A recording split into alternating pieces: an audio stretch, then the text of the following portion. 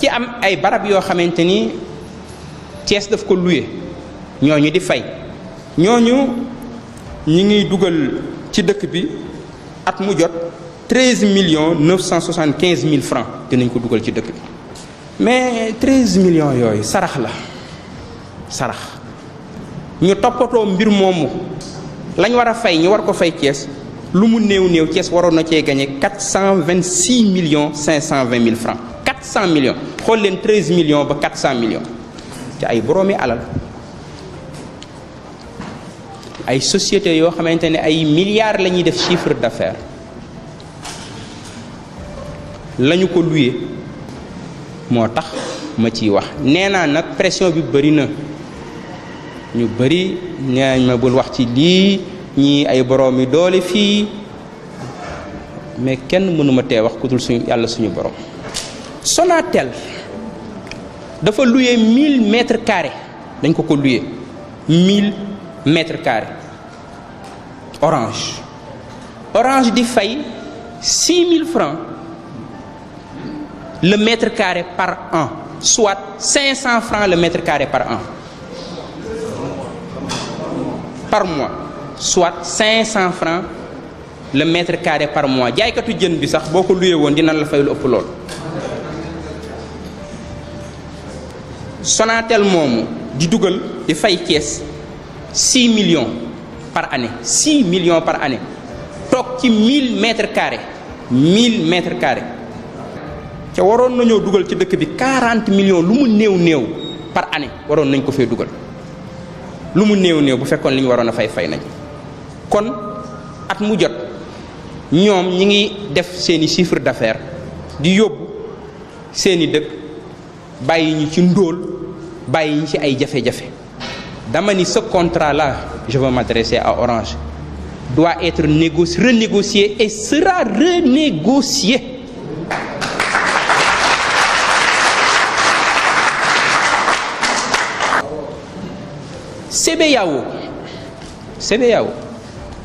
CBAO mi ngi occupé 800 mètres carrés ñoom it li Orange di fay la ñuy fay 6000 francs le mètre carré par an soit 500 francs le mètre carré par mois jaaykatu jën bi sax boo ko luyee woon dina la fay lu ëpp loolu 6000 francs le mètre carré par an soit 500 francs le mètre carré par mois. CBAO mi ngi fay Thiès mairie Thiès lu mu néew at bu jot 4 millions 800 la fiy dugal alors que bu fekkoon respecté nañ le décret numéro 2010 400 du 23 mars 2010 nga xam ne décret bi président de la République moo ko signé wax ni ñoom li ñu war a fay lu mu néew néew c'est 40 000 francs le mètre carré par an ñoom waroon nañoo dugal ci dëkk bi lu mu néew néew 32 millions xool leen entre 32 millions ba 4 millions ca booba ñun ñu ngi gën a ndóol suñuy doom gën a nekk ci ndóol suñuy école gën a bon suñuy yoon gën a bon dëkk bi gën a lëndëm këriis Thiès barab yu bari amuñu ndox quartier yu bari amuñu ndox loolu c'est un problème boo xam on n'en parle pas dans cette ville. am na ci ay quartiers yoo xam comme ay village ci boppam dañuy root ci ay teen di wuti ndox sonn trop je veux m'adresser à la CBAO. Ce contrat doit être renégocié et sera renégocié. Je vais être très clair sur cette question. mu des EMG boobu nag moo gën a garaaw ñu bëri nee nañ ma bul wax dinaa wax Serigne Moussa Ka dani murit yi ñoo ma woo ni ma tawatal te bu ñu woo saw làmmiñay woo xarnu bi Thiès ñoo ma woo ni ma tawatal te bu ñu woo moo tax foog ma wax.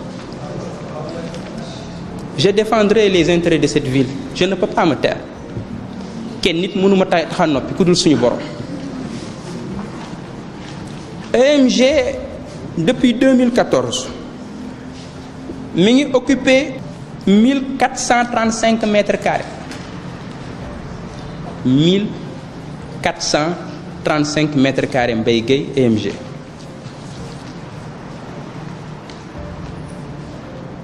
musuñu fay 1 franc 1 franc.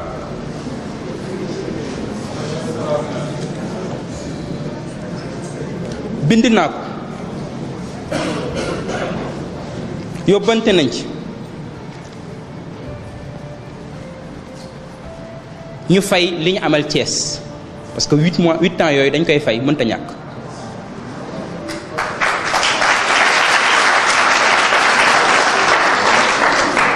wax naa leen bañuma ñoom ñu continuer fa ak projet bu ñu fa mën a am mais bala ñuy wax dara bor bi ñu am 8 ans yi dañ koy fay lu mu néew néew at mu jot 1435 mètres carrés yi li Orange di fay baaxul de mais bu fekkoon dañ ko appliqué ci barème Orange bi waroon nañoo dugal lu mu néew néew 8 610 000 par an waroon nañ ko fi dugal. envoyé nañ leen nag par voie huissier wax leen bor bi ñu amal Thiès mu toll ci 68 880 000 francs nañ ko fay suñ ko fayul dañuy jóg amul la neen. Je vais être clair sur cette question. Maqaama ñëw ci dëkk occupé 1435 mètres carrés di le cœur de la ville ca fayoo loolu nag barke yeggu fa yaakaar naa ci dëkk bi donc loolu bëgg naa ci leeral. mu des yeneen mooy yi gën a garaaw dafa am benn entreprise bu gagné benn marché mobilier et matériel administratif en 2021 xaalis boobu mi ngi toll ci 19 974 450 francs CFA. entreprise bi gagné marché bi ni day meubler waat mairie Thiès koy mairie di waxe meubler ci kër yi di defaraat meuble yi indi ay taabal indi ay chaise defaraat ay télévision mairie bi rafet muy 19 974 450 francs CFA. moom mu def ci ay pexe exécuter marché bi jël xaalis bi def ci poosam wuti ay faux PV yoo xamante ni ñuy liggéey mairie ñoo ko liggéeyal bindal ko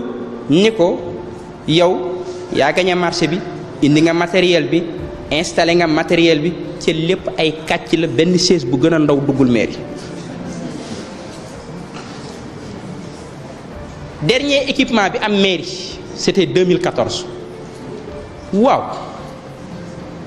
nit ko am barke jàpp nga ne am nga barke ci dëkk bi ba mën a gagné marché 19 974 000 francs bari ay pexe encaissé xaalis bi def ci sa poche bari ay pexe jël ay pauvres travailleurs nga signalé loon ay faux PV de réception ni matériel bi ñëw na nga ni yow am nga barke ba loolu kenn du ko wax ku ma ko mën a tee wax nekkul ci dëkk bi. je le dirai, je le dénoncerai, je le combattrai. Je lui ai dit ak ña tax ci dossier bi yëpp ña ñuy yónni le seul compromis que je peux faire sur cette affaire mooy qu'il rembourse jusqu'au dernier centime. C'est le seul compromis que je peux faire. benn compromis laa am ci dossier boobu ma depuis 2 mois maa ngi ay pourparlers ak ñoom dañuy jàppoon ni damay caaxaan. loolu li muy garaaw garaaw yëpp am na lu ko gën a garaaw.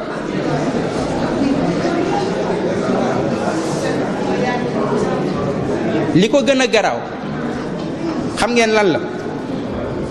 ndax jàpp naa ni lu nit bëgg-bëgg alal war fee mën a bàyyi cimetière yi nag ndax ñun ñëpp fa lañ jëm. lu nit bëgg xaalis war a fee mën a bàyyi cimetière yi même booy jël alalu waa Thiès ñiy dund waaye ñi dee nga mën leen a muñal sax. benn mur boo xam dañ ko war a tabax mur bi benn côté bi mairie Thiès Est moo ko war a tabax, li ci des ñu war ko yeggale mairie ville moo ko war a tabax. ñi lancé benn marché boobu mi ngi toll ci 19 millions, mais suñu sëriñ bu mag ba maam Cheikh Ahmad Tijane Sy daf ni bari pexe nekk ci ak njuba ko gën a wóor. léeg-léeg nit bari pexe lool am expérience lool ñu koy defal ay certificat muy dem ci àdduna bu fu ne bari pexe, waaye gis nga pexe yooyu musiba la bu nekkul ci ak njub. yàlla nañu yàlla dimbali delloo si ci ñu ak njub yoonu siratal mustaqim. bu ñu ci nekkul yàlla nañu yàlla dimbali gide ñu delloo si ñu ci yoon woowu. ñu exécuter marché boobu loolu mooy lan, mooy gars yi wut nañ seeni papier, ñoom nee nañu cimetière yi nekk Balabé ñoom nee nañu tabax nañ ko, nee nañu ciment ba saf na, nee nañu fer ba mat na, nee nañu mool ya doy nañu, nee nañu maçon ya def nañu seen liggéey ba cimetière ya tabax nañu ko ba mu pare. ñoom ñëw nañu indi seeni papier duggaat mairie jaaraat ñi ñu jaaroon ñu signé leen, te ñi leen di signé génnuñu mairie de, ñoom ña nga toog ci seeni bureau ni leen macha allah liggéey bi rafet na, ciment bi doy na, fer bi doy na, maçon yi mën nañoo tabax, liggéey bi mat na, ñu signé leen ko, ñu jël xaalis ba lekk dem seen yoon. te tey ku mu weddi li may wax bu la neexee soo génnee fii nga dem ci cimetière yi cité Balabé. waaw ñi ne ma naa noppi loolu, mais fan lañ ko teg? mais loolu su ma ko noppee di naafeq, su ma ko noppee di complice. ñi ne ma bu ma ko wax, ñi ni kenn du ko fi waxe. je leur ai dit benn compromis laa ci mën, mooy xaalis bi ñu jël muy 19 937 280 francs qu'il rembourse jusqu'au dernier centime. C'est le seul compromis. Huissier bi dem na fa constaté ko. Tous les dossiers sont avec nous. Désormais, c'est Maître Moussa Sarr qui va défendre les intérêts de la ville de Thiès. Maître Moussa Sarr, le grand avocat, moi défendre les intérêts de la ville de Thiès. Nous allons engager une action judiciaire dem ak ñoom ci yoon auprès du procureur de la République, soit ñu rembourser xaalis bi, soit ñu porter leen plainte. barke yeggul nag ci Thiès, barke yeggul nga décaisser xaalis lekk def ci sa poos dem te kenn du ko wax, loolu barke yeggu gu fi ci dëkk bi. loolu dama ci bëgg a leer, scandale yooyu mi ngi fi.